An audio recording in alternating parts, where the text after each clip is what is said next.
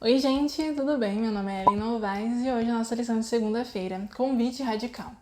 Se você ainda não é inscrito aqui no canal e não faz parte dessa família aqui no YouTube, então se inscreve aí para poder receber os vídeos diários aqui da lição e para você fazer parte dessa família que está quase chegando a 14 mil inscritos. Você conhece a história do jovem rico? Ele chegou para Jesus e perguntou para ele: bom mestre, o que eu devo fazer para herdar a vida eterna? E aí Jesus foi falando sobre alguns mandamentos e o jovem rico disse: isso eu faço, o que mais eu preciso fazer?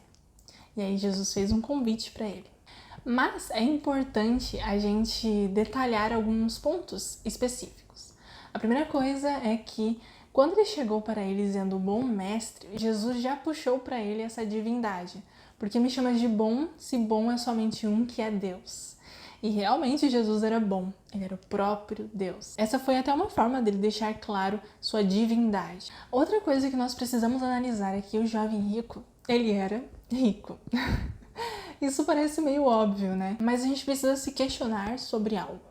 Por que ele era rico? Provavelmente ele era um comerciante, ele era um negociador e por ele ser rico ele deveria ter muito êxito, muito sucesso em suas negociações. E é por isso que ele chega para Jesus falando: bom mestre, o que eu preciso fazer para herdar a vida eterna? O pensamento dele provavelmente deveria ser assim: você tem a salvação e eu quero a salvação. O que eu preciso fazer para ter aquilo que você pode me oferecer? Como nós vamos negociar isso daí? Um pensamento de negociante, um pensamento de negociador. E Jesus, que é o próprio Deus, ele mesmo deixou claro sua divindade. Ele captou isso daí, ele captou a mensagem. Ele entendeu que o jovem rico queria barganhar a salvação. Mas Jesus, como sempre, delicado em suas respostas, mas muito certeiro naquilo que ele falava, ele começou a citar alguns mandamentos. E então ele começa a citar alguns mandamentos. Não matarás, que é o 6º mandamento. Não adulterarás, que é o 7º mandamento. Não furtarás, que é o 8º mandamento. Não dirás falso testemunho, que é o 9º mandamento. E acontece algo interessante. Ele vai para o honrar pai e mãe, o 5º mandamento. Ele volta. Ele cita o 6º, 7º, 8º e o 9º mandamento, mas ele volta para o 5º mandamento. E deixa de lado o último mandamento, que é o não cobiçarás. E aí então, quando Jesus voltou para o honrar pai e mãe, e ele ainda fala para ele amar ao próximo, então o jovem, ele responde: mas isso eu faço. Se são esses os mandamentos, isso eu faço. Provavelmente ele deve ter até ficado surpreso, né, que não foi citado o não cobiçarás. Mas se eram aqueles que Jesus citou, ele estava fazendo. Pelo menos foi isso que ele disse, né? Que ele cumpria aqueles mandamentos. E como eu disse na lição de ontem, Jesus é intencional. E mesmo que o jovem rico estava fazendo tudo aquilo que Jesus falou e que era certo, qual será que era o motivo do jovem rico estar fazendo? Por que ele fazia? Qual o propósito dele estar cumprindo aqueles mandamentos? Possivelmente a tradição. Porque será que ele tinha realmente se entregado verdadeiramente a Deus? Porque ele estava preocupado, ele estava querendo barganhar, ele estava querendo negociar aquela salvação. E depois do jovem rico ter falado: isso eu faço, o que mais eu preciso fazer? Jesus faz o convite: vende tudo o que você tem, dá aos pobres e siga-me.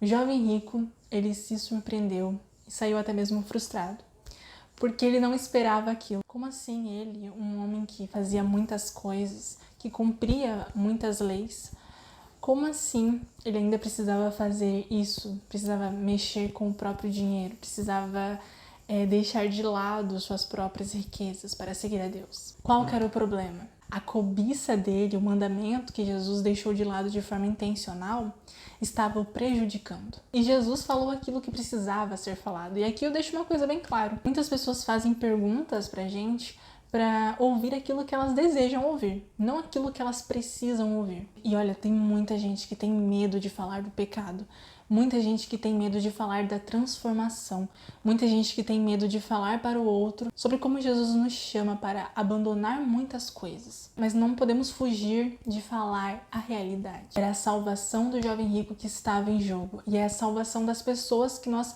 privamos de ouvir a verdade que está em jogo. O jovem rico saiu frustrado porque ele não conseguiu ter êxito em sua negociação. Ele não conseguia comprar. Como um negociador tão rico, tão bem-sucedido, não iria conseguir negociar a sua salvação? Ele saiu triste porque o dinheiro, o amor, a cobiça o impedia de seguir a Deus. E você? O que te impede? O que te impede de seguir verdadeiramente ao Senhor? O que te impede de se entregar profundamente ao Senhor? Tem gente que pensa que o que o impede de seguir a Deus é uma coisa boba. Teve uma vez que eu vi uma moça falando que o que impedia ela era as unhas. Olha só que coisa boba. Mas ela dizia que ela adorava as unhas dela. Ela dizia que ela era tão apegada, que ela adorava tanto as unhas dela. Isso, gente, eu tô falando do caso dela. Ela mesma contando. Não tô dizendo que todas as pessoas que cuidam da unha é da mesma forma. Mas no caso dela, ela disse que ela sabia que ela tinha uma adoração especial por algo que era muito pequeno, mas que ela adorava muito. E ela sentiu Deus chamando ela para entregar isso para ele, para não vangloriar, não endeusar tanto algo que ela tinha em si, as suas próprias unhas. Parece até bobo esse exemplo, mas eu trouxe ele justamente porque mesmo que essa não seja a sua realidade, pode ser a realidade de outras pessoas. E mesmo que a sua realidade possa não ser as unhas, pode ser roupas, pode ser alguém, pode ser o dinheiro, pode ser coisas pequenas ou coisas grandiosas. Pode ser algum tipo de música, pode ser algum tipo de série, algum tipo de filme, eu não sei, sabe? São coisas que aparentemente parecem ser pequenas ou não, coisas até grandiosas, mas que nos impedem de buscar cada vez mais ao Senhor e se entregar profundamente a Ele. Acredite no que eu vou falar, não é bobo aquilo que ocupa o primeiro lugar do seu coração. Não é bobo aquilo que você endeusa, aquilo que você vangloria, aquilo que você louva e adora de alguma forma. Por isso, independente do que Deus pedir para você, entregue isso a Ele e deixe Ele ocupar o trono do seu coração. Vamos orar?